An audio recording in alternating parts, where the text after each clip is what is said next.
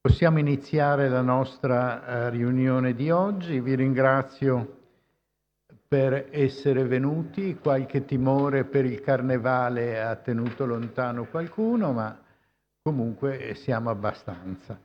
La riunione di oggi si apre con la commemorazione del socio effettivo Mario Tonin e io pregherei il socio Giovanni Costa di venire per il dovuto ricordo.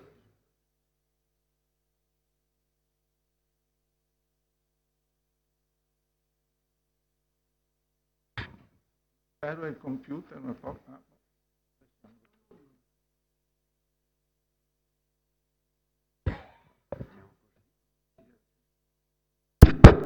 Tutto benissimo.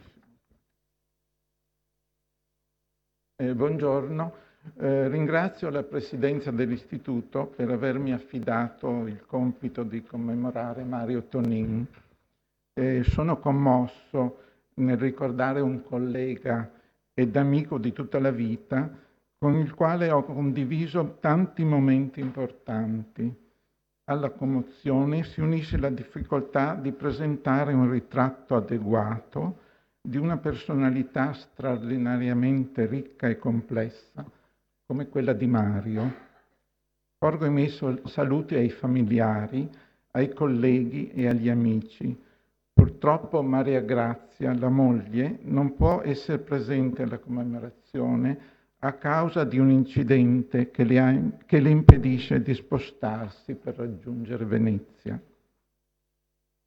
Mario Tonin nacque al Cairo nel 1935 e all'inizio della Seconda Guerra Mondiale si trasferì con la famiglia a Venezia, dove completò il suo percorso scolastico fino alla maturità classica. Nel febbraio del 1958 si laureò in fisica all'Università di Padova, dove si svolse tutta la sua carriera accademica.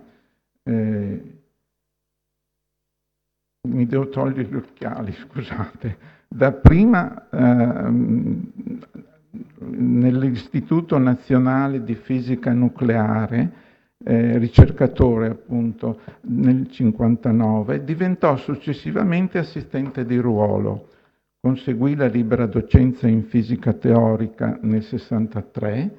Nel 1969 vinse il concorso di teoria dei campi e venne chiamato alla cattedra di istituzioni di fisica teorica. Dopo la quiescenza fu nominato professore emerito. Ha tenuto diversi incarichi di insegnamento sia per il corso di laurea in fisica che per il dottorato di ricerca a Padova e presso altre sedi, tra cui la Sissa di Trieste. Ha avuto un ruolo importante di educatore. Generazioni di studenti si sono formate alle sue splendide lezioni di meccanica quantistica che svolgeva con estremo rigore e chiarezza e con grande passione.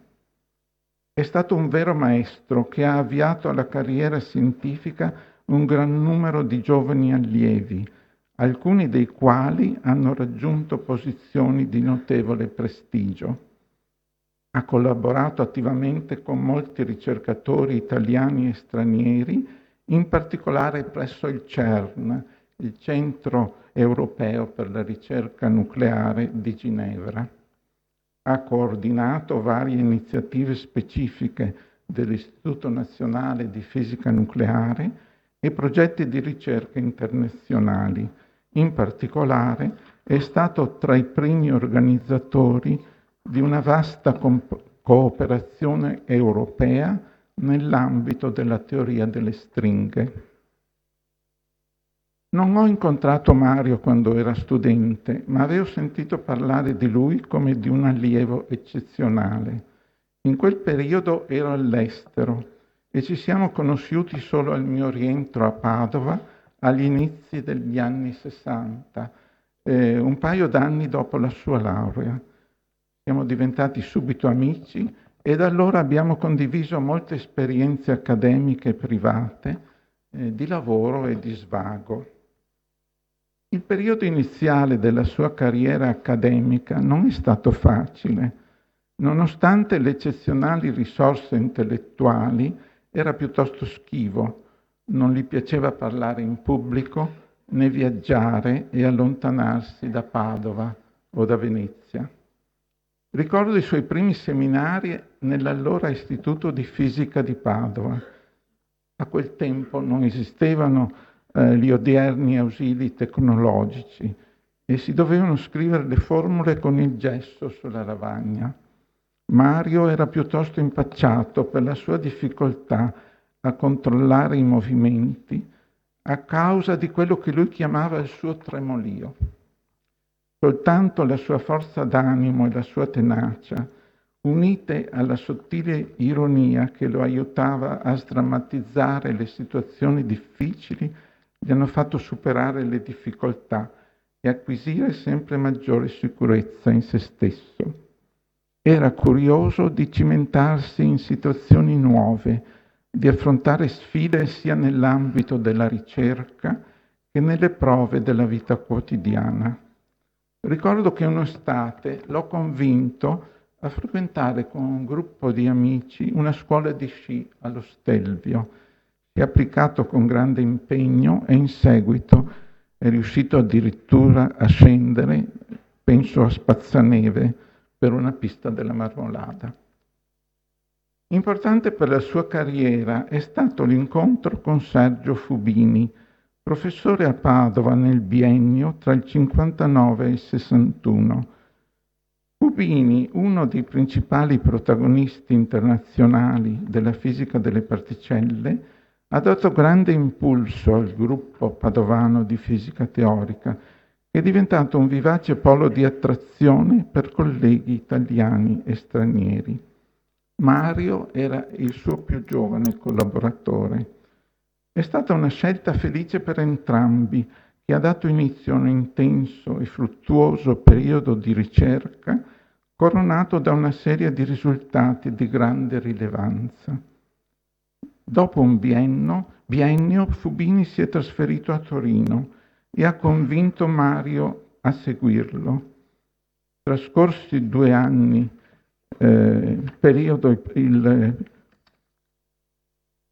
appunto Mario, trascorsi 2 anni a Torino, l'unico periodo prolungato fuori sede, egli è ritornato a Padova. Era ormai entrato da protagonista, ancora giovanissimo, nel mondo internazionale della ricerca.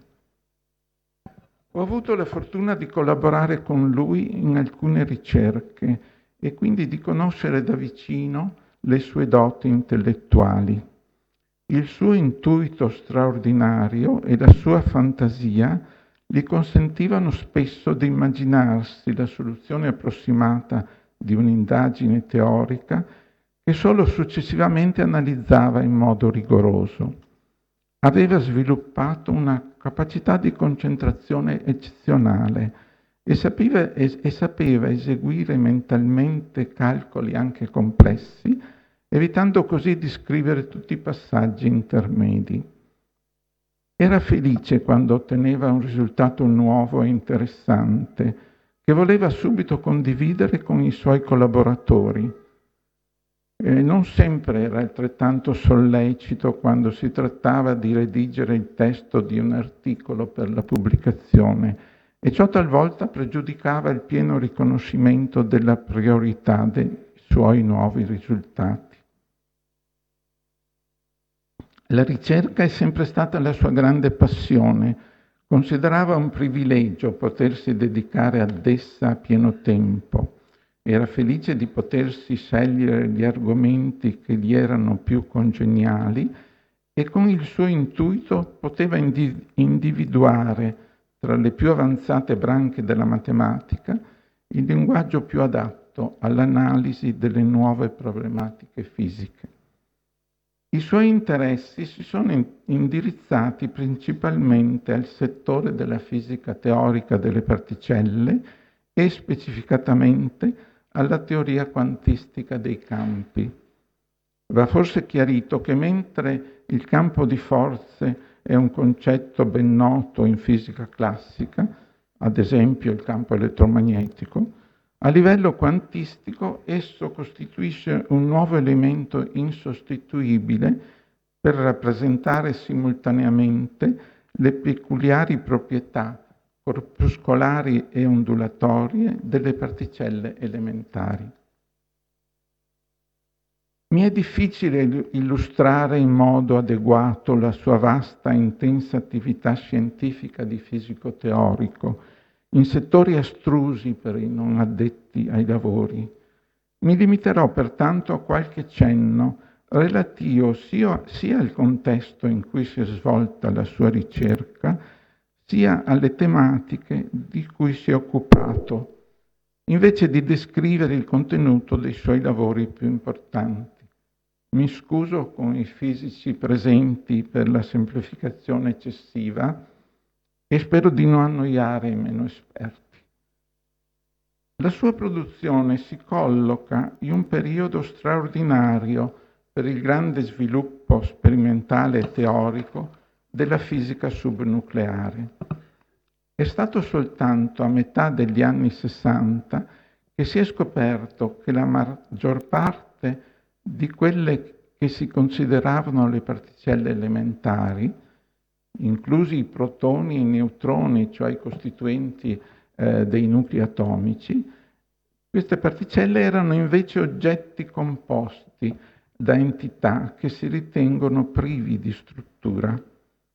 È stupefacente che un esiguo numero di ingredienti, i cosiddetti quark, portatori delle tre forze nucleari forti, nucleari deboli ed elettromagnetiche, sia sufficiente a costituire, assieme agli elettroni, gli innumerevoli livelli di composizione e organizzazione della materia che ci circonda e di cui siamo fatti. Sembrava impossibile che le strane e incomprensibili proprietà delle forze nucleari potessero venire inquadrate in una teoria analoga all'elettrodinamica quantistica che descrive in modo perfetto i fenomeni elettromagnetici elementari.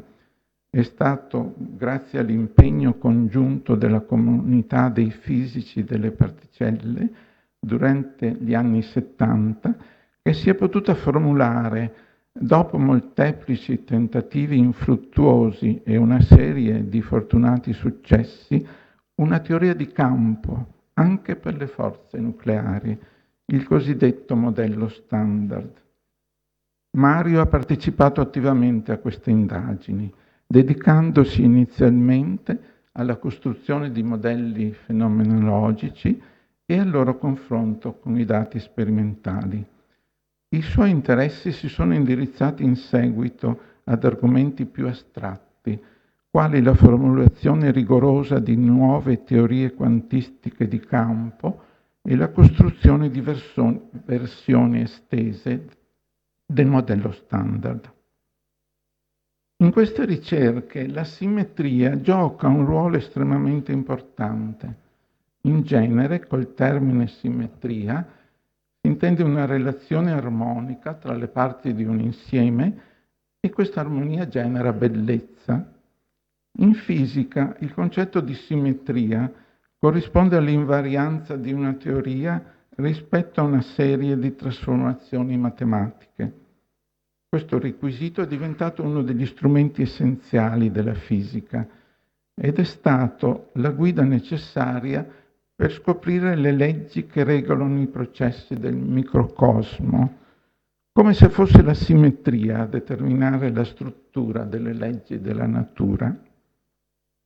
Mario ha studiato a fondo, in una serie di lavori che hanno avuto grande risonanza, il ruolo delle simmetrie nell'ambito delle teorie quantistiche di campo, mediante l'impiego della teoria matematica dei gruppi. C'è un altro argomento di cui egli si è occupato a fondo e a cui vorrei accennare brevemente, ed è il problema di considerare a livello quantistico la forza di gravità, fondamentale nel macrocosmo. È un problema estremamente difficile, poiché sembra esserci un conflitto insanabile tra la gravitazione, oggetto della teoria della relatività generale, e i requisiti della meccanica quantistica. Tale forza non viene contemplata nel modello standard perché è trascurabile nel mondo delle particelle. Tuttavia è necessario superare questa difficoltà se si vuole raggiungere uno degli obiettivi della fisica subnucleare, cioè la formulazione di una teoria che unifichi tutte e quattro le forze fondamentali della natura. Una possibile soluzione è stata ottenuta solo con un cambiamento drastico di paradigma nell'ambito di una nuova teoria, la teoria delle stringhe, ancora in fase di sviluppo, che ha dato un forte impulso a nuovi settori della fisica matematica. Mario vi si è dedicato con grande impegno ed entusiasmo, apportando molti contributi di grande importanza. Questa teoria cambia in modo profondo la descrizione del microcosmo. I suoi ingredienti fondamentali non sono particelle puntiformi, come nelle usuali teorie di campo, ma infinitesime corde vibranti.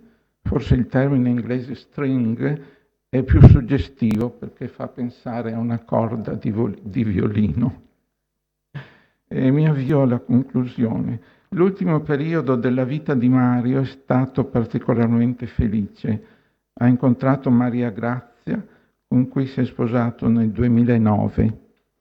Ha continuato a lavorare fino agli ultimi giorni. La sua curiosità era sempre viva. Si divertiva a creare modelli teorici in spazi astratti con topologie fantasiose. L'ultimo suo lavoro, pubblicato qualche mese dopo la sua scomparsa, è dedicato alla supergravità, argomento collegato alla teoria delle stringhe. Si teneva aggiornato sui recenti lavori teorici e sulle nuove scoperte, continuando a coltivare anche gli altri suoi molteplici interessi. Le conversazioni con lui erano sempre stimolanti. Su ogni argomento aveva opinioni precise e originali, spesso controcorrente, opinioni che difendeva con grande convinzione. Mario era un raffinato cultore della bellezza in tutte le sue manifestazioni, nella scienza, nella filosofia, nella letteratura, nelle arti. Amava in modo particolare la pittura. Per lui la fisica teorica era una forma d'arte e la bellezza un criterio importante per valutare la validità di una teoria. Amava i paradossi e ripeteva con convinzione: se una teoria è bella ed elegante, deve essere vera. Vorrei concludere citando gli ultimi versi dell'Ode su un'urna greca di John Keats, che forse sarebbero piaciuti a Mario. Beauty is truth, truth beauty, that is all he know on earth and all he need to know. Bellezza e verità, verità e bellezza, questo solo sulla terra sapete, ed è quanto basta. Mario se n'è andato all'improvviso, ancora pieno di vitalità e di entusiasmo, e così vogliamo ricordarlo. Abbiamo perso una persona davvero speciale, di cui rimpiangiamo la grande umanità, la generosità e il profondo senso dell'amicizia. Grazie.